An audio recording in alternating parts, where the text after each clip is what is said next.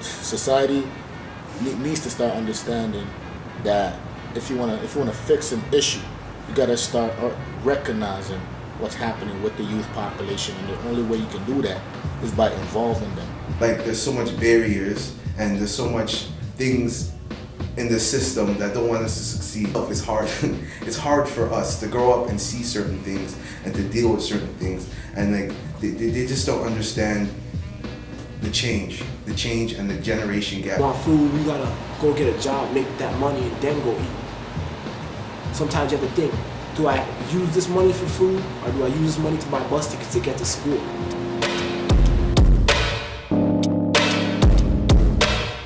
Respect on youth violence, I don't know, it's a big issue. We talk about a lot of stuff because it's like everywhere in society. It's in movies, music, TV, everywhere you go you see violence. Because the way how people are growing up, right, it's not like people are all living the rich life. Everyone's living in like a project, not even projects, like a place that's supposedly called the ghetto. What's been happening in the community, you know, it's no secret what we've been seeing, you know, underemployment, dropout rates or push-out rates, mass amounts of violence in the communities, and it's happening to and by Black youth.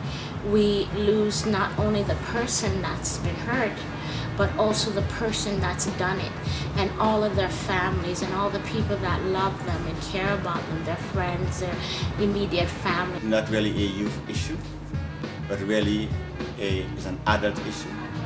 It's a reflection, it's a manifestation of the dysfunctionality of adults within the African Canadian community. When they don't understand that experience and lived experience that the youth are firsthand going through is at times a lot more important than what you think you know, what you think you've been through. About what's happening in the communities.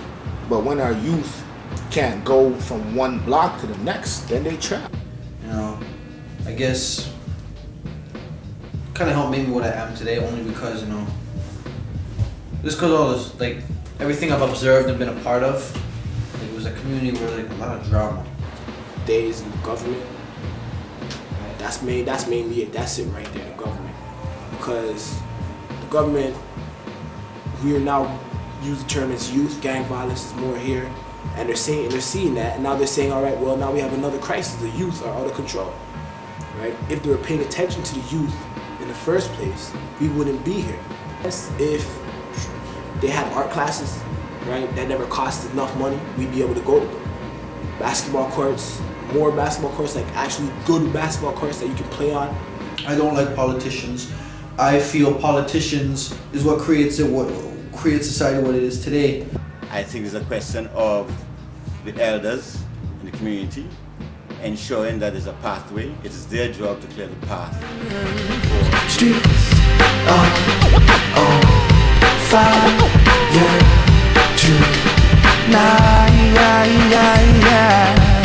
Death is on the tip of her. Police just like to antagonize people day by day. And it's like they don't really follow their job. They just drive around, you know. If they don't see trouble, they get that bored, they look for trouble. So they gotta grab somebody, most likely a black male. I personally feel that majority of cops that are on, I'm gonna speak in the Jane and Finch community, the Finch community have nothing to do with their lives. Really, like I think they just like to bug people and waste time and really. Officer, any stupid reason to get somebody in the car. Like, I'm always on guard. Those guys harass like no tomorrow. Like, 43 Division, I'm always on my area's case. Always be passing by, looking for trouble, begging for trouble, because the older guys and they're all familiar with them. The more of y'all that I arrest, right, the better I look, because the media has said that if the more black youth are off the streets and in jail, the safer our community is. Mess with people's lives, right? And like, I'm saying that because growing up, I have, since I was like 12, before I was a teenager, I was being searched and questioned by cops. Like it happened every single day in my community. By the time I got to high school and, you know, my later teens, early 20s, I swear I see 3-4 police a day in my neighborhood. You know, coming through, they drive through parks I didn't even know they could fit a car into. As soon as I walk out, I see freeze! Some big ass gun, I don't even know what it was. And he's like, get in the house. It wasn't even my house. And like, everybody scattered and watching the house, and they swarmed like the whole neighborhood with a whole bunch of cops, SWAT teams, dogs, and everything. And like, it was so unnecessary because they were searching for one person. Like, it really, imagine like a 4-year-old seeing something like that. Like, who the hell are these men in uniforms with search dogs with huge ass guns saying, get in the house? Like that is tormenting for like some kids.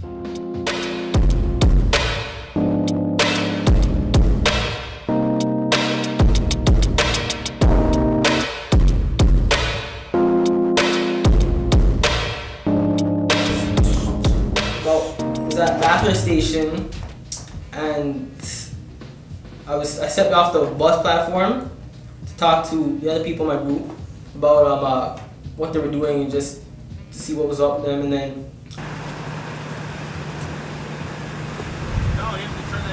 asking me all these questions like, what are you doing in there, and we could fine you and send you to jail, and then he's not going to get charged. There's a procedure I have to go through, and he's not going to get charged. But you keep talking, he's going to end up going to court, he's not you to thank for. When someone else in my group started talking, they said, if you keep talking, we'll put him in jail and send him to court. And just for stepping off the bus platform. Could have been a simple warning of, hey, you're in TTC, you're stepping off the TTC platform, you're in danger of getting hit by a bus. Please don't do it again. But no.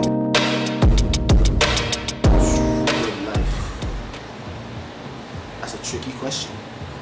I don't know about that one. You don't judge a community by the individual, you judge the individual by the community. And so, that's really, I mean, at the end of the day, that's, to me, is a good life. Being happy, pretty much, and whatever makes you happy and your goals, just achieving them. Like, I would say that would be my definition of a good life. A good life is a pathway of going through various journeys of continuous improvement in your life, so that you continue stepping and you can continue developing a consciousness that allows you to be at peace. Some rich ass place with my family and everything, and just have it all, then I'm not gonna be happy because I'm still gonna be seeing my people oppressed all the time. Still gonna be seeing on the news and TV what's happening. It's not gonna stop all the bad things that's happening in the world. So until like everything's like everybody's got the basic needs and everybody's like surviving, you know, not getting oppressed and living in such crappy conditions, then I'm not gonna have a good life. My definition of a good life is you accomplishing your goals, whatever you set out to do. I've always said, call me anything but ordinary. So my definition of a good life is being extraordinary. Community's always struggling and stuff. You forget that when you're in a community like that, you're all bonded as one family. So you all gotta look out for each other, feed each other, teach each other, you know, help each other get out one by one. You know, bring all of them, bring everybody with you in some way. Get them out of that, just out of that negative vibe that they're living in like their whole lives and stuff. Right now, that one right there says RPG. Give a little detail about that. Right, that right there. RBG stands for Red, Black, and Green. For those who don't know, there's a holiday, or it's not really a holiday, but it's something, it's like Christmas, but it's called Kwanzaa. Right? Deals with candles, has to do with back with Africa.